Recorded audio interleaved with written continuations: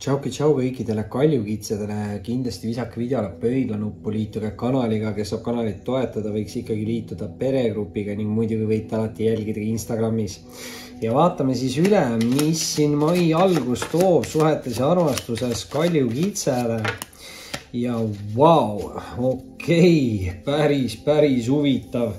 No siit nüüd tuli, ütleme nii. Ja esimese kaardina on siin kaljukitse jaoks väljas mõõkade 6. Mõõkade 6 on raskuste seljatamise ja ületamise kaart. See on siuke uue tee alguse kaart või uue alguse poole liikumise kaart. Muidugi mõõgad ei ole just kõige positiivsemad kaardid, natukene räägib ta nagu negatiivsest suhtumisest. Et tegelikult mõõkade 6 üritab siin kaljukitsele öelda, et te peaksite positiivsemalt suhtuma enda olukorda, et tegelikult on kõik justkui nagu hästi. Aga see võib tähendada siis seda, et mingid rasked katsumused on nagu selja taga ja see võib-olla siiamaani tekitab natukene mingid hirme. Muidugi nüüd hirmudest rääkides on siin kohe väljas anda ka mõõkad 9. Et siin võib olla tõesti midagi seoses siis nagu mingi mineviku olukorraga, sest mõõkad 9 on natukene nagu mineviku kahetsemise kaart, et ma ei tea, mis siin minevikus täpselt toimus, mingid raskused, probleemid siin mõõkade 6 olid, aga tundub, et need on nagu seljatatud, aga siin võivad olla järgi jäänud mingid hirmud siis ja võib-olla te ei julge siin tegutseda mingi olukorra suhtes, kuna on mingi hirm. Muidugi see võib osadele inimestele tähendada ka lihtsalt mingit sükest unepuudust või halbu unenägusid või midagi taolist, aga kindlasti 9 on siuke nagu lõpuenergia või lõpetamise energia, et väga võimalik, et teil on vaja siis siin endal lõpetada ära mingi mineviku tsükkel või lasta lahti siis mingitest mineviku negatiivsetest olukordadest. Selle peale on nagu kolmanda kaardina anda esimesse ritta välja sauade baas. Ja sauade baas on nüüd hästi siuke nooruslik energia, hästi entusiastlik.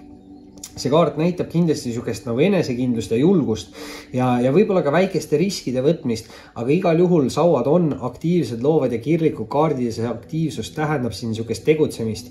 Et see kaart ütlebki, et olge julge ja tegutsege, et võib-olla kui minevikus ka midagi ei õnnestunud, siis võib-olla tasub nüüd nagu proovida uuesti ja võib see tulemus tulla teie jaoks siis nagu palju parem. Et kindlasti on see siuke nagu julguse kaart, mis võib ka öelda siin seda, et kui te vabanete või lasete lahti siin mingist negatiivsest minevikust, siis te saate liikuda palju positiivsemalt või entusiastlikumalt edasi tuleviku suunas. Ja on siin nüüd teise rea alguses tulemas kaljukitsele välja ka keisrinna kaart. Ja keisrinna on siis 100% naisterahva energiakaart. Ta on viljakuse ja raseduse kaart. Ta näitab küllust, ta näitab rahulolu, ta näitab justkui head või luksuslikku elu. See võib olla ka siuke nagu tuntuse või kuulsuse energia, et ma ei tea, naisterahvastel kindlasti on võimalik siin saavutada siuke energia. Muidugi meesterahvaste jaoks võib ta näidata siis siukest viljakat austajat või partnerit, aga ütleme niimoodi, et kuna see on see viljakuse kaart, siis võib see tähendada siin tõesti mingit siukest ema energiat ka, et ema võib siin ka kaljukitsed elus lähiajal tähtsat rolli mängida, aga on siis kindlasti võimalik naistel endal jõuda sellisesse hästi külluslikku viljakasse energiasse, eriti kui siin selle sauade baasiga siis nii-öelda tegutseda ja olla julge ja enesekindel. Ja muidugi siis eelviimase kaardina on siin kaljukitsedele välja anda ka päiksekaart, mis on siis kõige õnnelikum kaart justkui taropakis. Kui päiksekaart juba tuleb välja, siis ei saa siin midagi nagu liigselt halvasti minna, sest päiksekaart tähendab alati siukseid õnnelikku, edukaid olukordi, ükskõik mis erinevaid positiivseid suhteid, on need siis sõprussidemed, töösidemed või armastussidemed.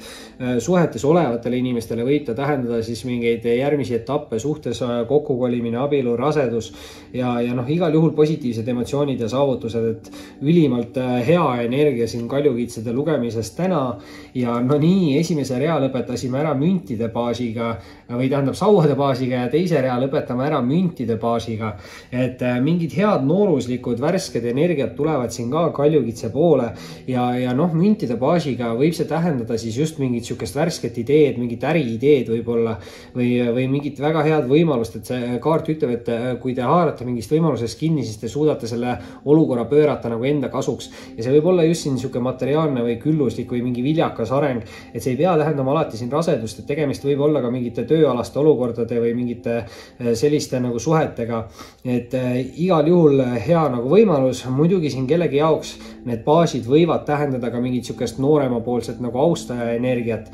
Muidugi siis sauade baasiga, muidugi võib-olla mõlema baasiga peab siin natukene ettevaatlik ka olema, et kui on mingi värske suhe või side, et siin on olemas ka see keisrinna kaart, mis tähendab siis seda rasedust, et sauade baasi puhul kindlasti niisugune tugevam seksuaalenergia, et kindlasti, kui soovite nagu pere luua või pere laiendada, siis on hea aeg selle jaoks, aga võib-olla kui on mingid värsked uued suhted või tutvused, siis tasub natukene tagasi hoida, aga igal juhul päiksekaart on siin väljas, et tundub, et midagi siin kaljakiitsedel halvasti minna küll ei saa. Aga see oli siis selleks korraks teie suhted armastuslugemine, kindlasti visake pöidlanuppu, liituge kanaliga, kes saab kanalit toetada, võib ikkagi liituda peregrupiga ning muidugi võite alati jälgida ka Instagramis. Oli meeldiv ning kohtume varsti taas.